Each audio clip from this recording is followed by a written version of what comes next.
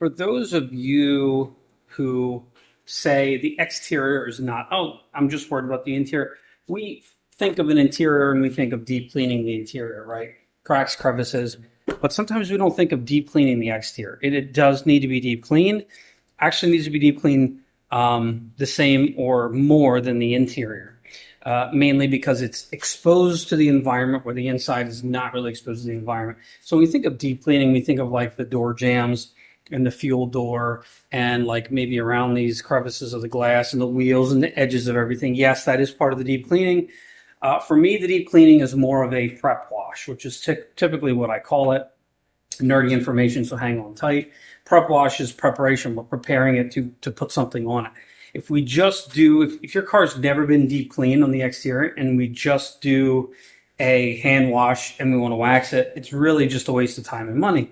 The wax is going to stick to all the dirt. It's not sticking to the bare paint or the clear coat.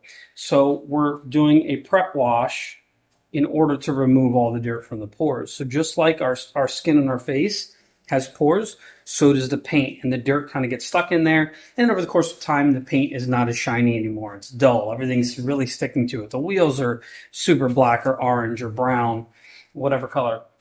So then the prep wash comes in and just deep cleans all the crevices, the wheels, all the edges, and of course the paint. It's using a specific chemical, specific chemicals in a specific order that's paint safe, and it actually will give it will replace polishing. These modern cars, they just don't need to be polished. And if I did polish it, you probably really wouldn't notice it anyway. So why pay for that service if you wouldn't really notice it? And we could either take it or leave it. Now, sometimes, yes, this thing needs to be prep washed and then we need to polish it because it's just so neglected, or you've used it so much, or so much time has gone by.